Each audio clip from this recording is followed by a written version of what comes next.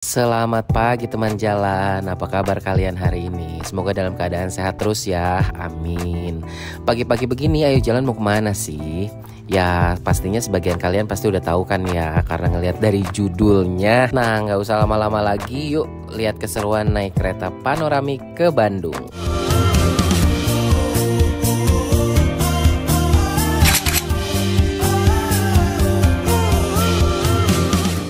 Jadi kali ini aku naik kereta panoramik dari stasiun Gambir yang merupakan salah satu stasiun tersibuk dan pastinya satu dari dua stasiun keberangkatan kereta jarak jauh di Jakarta. Karena yang satunya lagi ada di Pasar Senen kan ya. Suasana pagi di stasiun Gambir selalu ya sibuk dan ramai banget sama penumpang yang lagi nunggu kereta nih. Di stasiun ini juga cukup lengkap ya karena ada Starbucks, terus ada restoran juga dan minimarket. Oke, selanjutnya untuk bisa check-in, aku cobain pakai sistem terbaru dan tercanggih nih yang ada di kereta Indonesia, yaitu face recognition. Prosesnya cukup mudah, kamu cukup diminta KTP untuk di-scan dan habis itu scan sidik jari. Nah, jadi waktu kamu check-in gak repot-repot deh diminta KTP dan dicocokin lagi sama tiket. Cukup tatap muka di layar, langsung kebuka gerbangnya. Setelah check-in kan biasanya kita nunggu kereta langsung ke peron ya. Aku iseng nih coba lihat-lihat dulu di lantai 1 yang ternyata banyak foto-foto sejarah perkeretaapian Indonesia.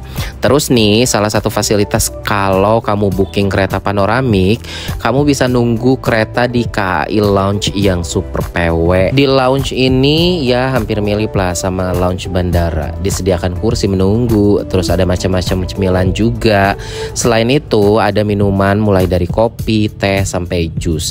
Jadi sambil nunggu kereta, kamu bisa leha-leha dulu lah sejenak di sini. Beberapa menit sebelum kereta berangkat, kita langsung menuju gerbong dengan fasilitas lift yang khusus digunakan untuk penumpang yang menunggu di lounge. Ternyata kereta kita udah nunggu aja nih. Nah, suasana di peron itu cukup sepi ya, karena emang setahu aku sih gak boleh lama-lama nunggu di peron ya. Jadi kalau rangkaian belum tersedia, ya nunggunya biasanya di bawah. By the way, untuk gerbong kereta panoramik ini ada di paling depan ya, yaitu di gerbong 1. Sebelum masuk pastiin dulu deh foto-foto dengan gerbongnya sebagai kenang-kenangan juga. Lagi Pak, panoramiknya di 6A.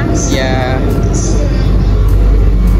Begitu masuk ke gerbongnya, di sebelah kanan dan kiri disediakan luggage untuk menyimpan tas, koper, dan semua barang bawaan kita. Termasuk kursi roda juga ya. Karena di panoramik ini tidak disediakan penyimpanan di atas kursi yang biasanya ada di kereta jenis lainnya. Kereta panoramik ini memang didesain seperti kereta wisata di mana kursi yang disediakan hanya 38 seat dan cuman satu gerbong dalam satu rangkaian perjalanan kereta. Desain kereta juga mewah dengan sentuhan warna gold, putih, dan coklat yang jadi kesannya tuh emang luxury banget. Perjalanan kereta panoramik ini bebas asap rokok. Apabila penumpang ditemukan merokok akan kami turunkan di stasiun pemberhentian selanjutnya. Nah, nggak lama setelah kereta berangkat, train attendance-nya akan ngebagiin jus apel dan juga air mineral yang tentu saja gratis. Nah, kita coba lihat kamar mandinya yuk. Gokil sih, pas masuk kesannya tuh kayak kamar mandi hotel bintang 5 ya.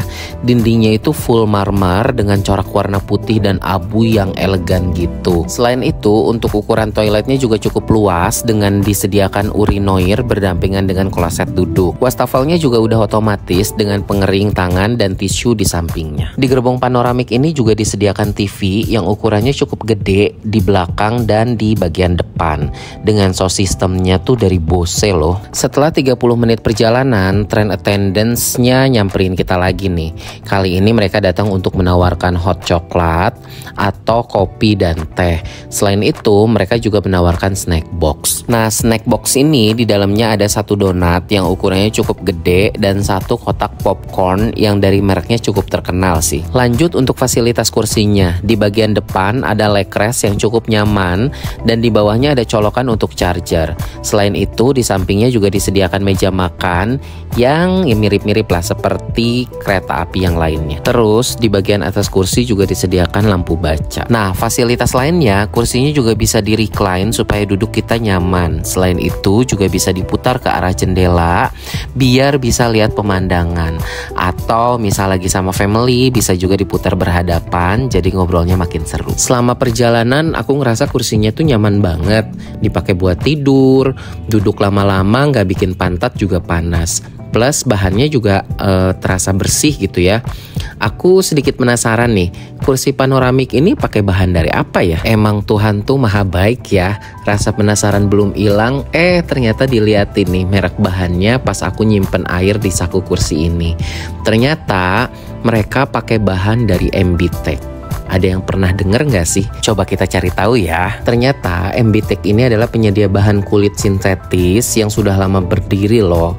Dari tahun 2002, berarti sudah sekitar 22 tahun. Wow. Pas aku cek IG-nya, ternyata MBTech ini bisa diaplikasikan juga ke berbagai macam produk. Mulai dari mobil, motor, sofa, sampai transportasi umum kayak panoramik ini. Dan yang paling kerennya lagi, mereka ini punya banyak pilihan warna yang kekinian. Aku jadi interest deh, apa sofa di rumah aku juga pakai bahan MBTech aja ya. Soalnya kelihatannya perawatannya tuh gampang banget ya. Lanjut lagi ke kereta panoramiknya. Jadi untuk kaca yang di atas ternyata bisa dibuka tutup dengan penutup yang otomatis gitu. Jadi kalau terlalu silau, kamu bisa request aja ke staffnya buat ditutup. Selain itu yang bikin seru, selama perjalanan aku juga berasa lagi berwisata sejarah. Karena staffnya akan secara proaktif menjelaskan sejarah tertentu seperti jembatan atau terowongan. Nih coba kalian simak aja ya penjelasannya. Selamat pagi Journey People. Mari kita bersyukur sejenak kepada Tuhan Yang Maha Esa karena pagi hari ini kita masih diberikan kesehatan dan bisa melihat keindahan alam sisi kanan dan kiri kita di bumi Parahyangan, Jawa Barat, atau yang sering kita sebut bumi Parahyangan ini memiliki pesona keindahan alam tersendiri. Pemandangan hamparan gunung dan lembah yang hijau menjadi spot menarik yang kami tawarkan pada perjalanan kereta panoramik. Dan sesaat lagi kita akan memasuki beberapa spot menarik yang sayang untuk dilewatkan. Mari kita masuk spot pertama, yaitu Jembatan Cisomang. Journey People, sesaat lagi kita akan ada di ketinggian kurang lebih 100 meter dari dasar Sungai Cisomang. Jembatan Cisomang merupakan jembatan kereta api tertinggi di Indonesia yang berlokasi di Desa Cisomang, Kecamatan Darangdan, Kabupaten Purwakarta, Provinsi Jawa Barat. Dibangun pada masa kolonial Belanda yang mulai beroperasi pada tahun 1906 dan dibangun pada tahun 1902 hingga 1903 dan diresmikan kembali oleh Presiden kelima Republik Indonesia, Ibu Megawati Soekarno Putri pada tanggal 4 Agustus 2004. Sejarah dari tujuan Jembatan Cisomang ini dibangun salah satunya adalah untuk meningkatkan pembangunan ekonomi dan pertahanan suatu bangsa, khususnya di kota Batavia yang sekarang kita kenal dengan sebutan kota Jakarta, di mana Bandung atau Jawa Barat sebagai salah satu daerah di Jawa yang memiliki perkebunan dengan lahan yang luas yang menghasilkan kopi, teh, dan nila sebagai hasil bumi yang melimpah dan laku di pasaran Eropa. Dan nantinya hasil bumi ini akan dibawa menuju ke Batavia dan diperdagangkan di sana. Di sisi sebelah kiri Journey People akan melihat pemandangan sejarah perkeretaapian Indonesia zaman kolonial Belanda, yaitu Jembatan Cisomang Lama. Dan di sisi sebelah kanan Journey People, Anda akan dimanjakan pemandangan alam serta air terjun yang indah. Journey People, persiapkan lensa dan kamera Anda, karena beberapa menit lagi kita akan melintasi jembatan penuh sejarah, salah satu saksi bisu yang berperan penting bagi pertumbuhan dan ekonomi dan pertahanan di Indonesia, yaitu Jembatan Cisomang.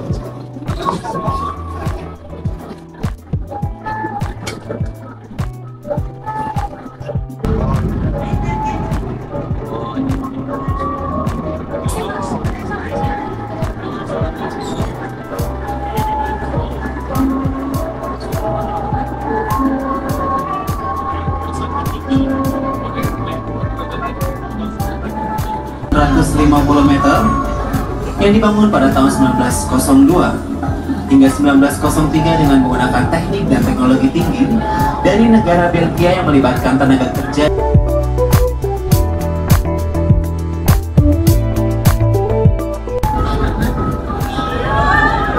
Dan spot sejarah yang terakhir, kamu bakal ngelewatin Jembatan Cikubang. Jembatan Cikubang ini adalah jembatan kereta api yang menghubungkan jalur kereta api dari Bandung menuju Jakarta.